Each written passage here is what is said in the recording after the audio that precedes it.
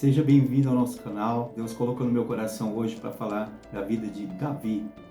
O dia em que Samuel foi ungir a Davi como rei, mandado por Deus.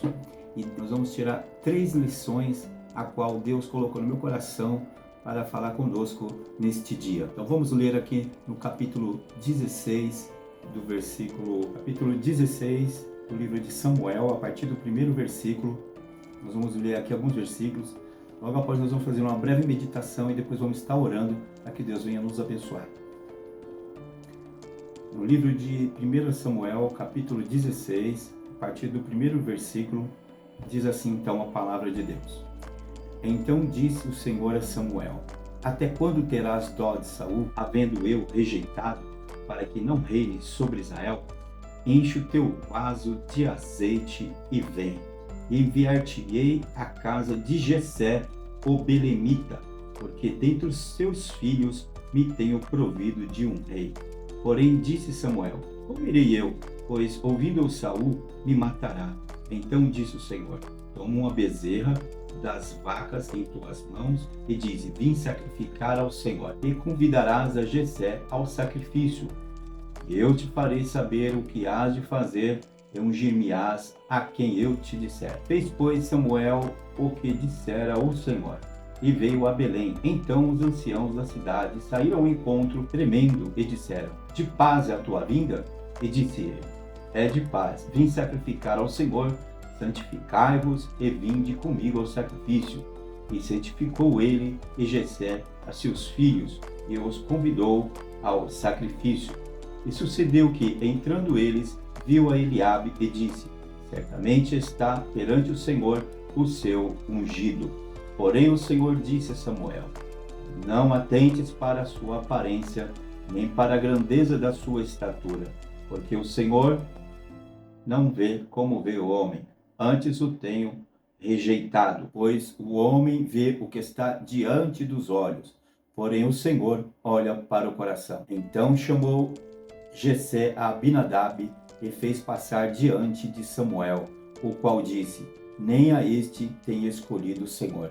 Então Jessé fez passar a Samá, porém disse: Tampouco a este tem escolhido o Senhor. Assim fez passar Jessé a seus 7 filhos diante de Samuel. Porém Samuel disse a Jessé: O Senhor não tem escolhido a estes. Disse mais Samuel a Jessé: Acabaram-se os mancebos? E disse: Ainda falta um menor, que está apacentando as ovelhas. Disse, pois, Samuel a Jessé: Manda-o chamar, porquanto não nos assentaremos até que ele venha aqui.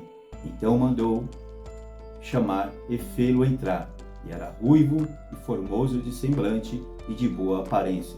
E disse o Senhor: Levanta-te e unge-o, porque é este mesmo. Então Samuel tomou o vaso de azeite e ungiu no meio de seus irmãos, e disse: Desde aquele dia em diante, o Espírito do Senhor se apoderou de Davi. Então Samuel se levantou e voltou-se a Ramá. Primeira lição que eu quero tirar aqui desses capítulos é que quando Deus quiser fazer uma bênção chegar até você, meu querido, Ele vai dar um jeito. Ele vai criar uma estratégia. Deus vai criar uma circunstância, mas quando Deus quiser fazer uma bênção chegar até a sua vida, Deus vai criar uma estratégia. A gente vê no versículo 1 do capítulo 16 isso. Então disse o Senhor a Samuel: Até quando terás dó de Saul, havendo eu rejeitado, para que não reine sobre Israel? Enche o teu vaso de azeite e vem. Enviar-te-ei a Jessé, o belemita, porque dentre os filhos tenho me provido de um rei. Então, nesse primeiro capítulo, você vê que Deus mandou, Deus criou uma estratégia. A bênção tinha que chegar até Davi. Talvez Davi não esperasse isso, Davi não esperaria isso. Os filhos de Jessé não esperariam isso. Jessé também não esperaria isso, pai de Davi. Mas Deus queria abençoar a Davi. E porquanto Deus queria abençoar a Davi, Deus fala com Samuel: até quando terás dó de Saul, havendo eu rejeitado? Saul era rei de Israel, mas só que Deus já tinha rejeitado a Saul por causa das coisas que Saul vinha fazendo, por causa dos erros, das falhas, dos pecados de Saul. Deus já tinha rejeitado a Saul. Então Deus queria prover-se de um rei. E quem seria esse? Talvez o menos falado, talvez aquele que ninguém estava esperando, mas Davi, aquele que estava apacentando as ovelhas de seu pai.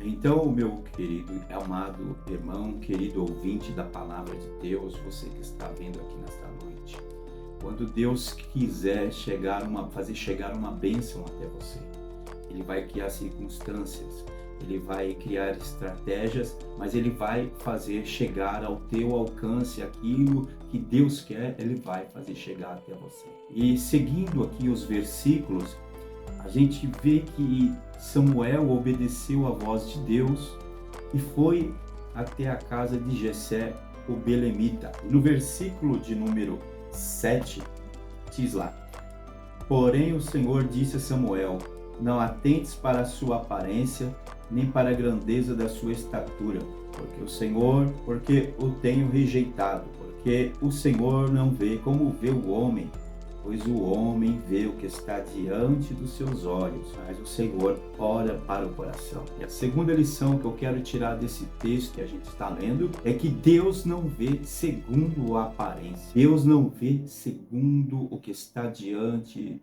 dos olhos, mas Deus olha para o interior. Então, Deus não vê segundo a aparência, mas Ele olha para o interior, para o coração, diz aqui a palavra de Deus. Quando Deus mandou Samuel na casa de Jessé, o belemita, o pai de Davi, primeiro se chegou ali o primeiro filho, Eliabe, mas Deus falou para ele: olha, não atentes para a sua aparência, porque Samuel, logo de cara, ele falou: certamente está aí diante do Senhor o seu ungido. E não é. Então Deus não está vendo a aparência. Deus está olhando para o coração.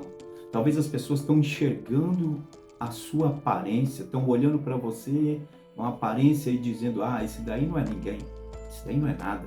Olha a aparência dele, olha como que ele anda, olha o penteado dele, olha a estatura dele, olha como que ele é. Davi, ele era ruivo, talvez Eliabe fosse o mais formoso, o mais bonito, então Jessé fez passar o seu primeiro filho, o seu segundo filho, e não era nem o segundo, nem o terceiro, nem o quarto, nem o quinto, fez passar ali os filhos de Jessé, até que passaram-se ali os seus 7 filhos, mas não era nenhum desses. Terceira lição que eu tiro desse texto está no capítulo de número 16 e o versículo 11 e o 12. E disse mais Samuel a Jessé: acabaram-se os mancebos ou os moços?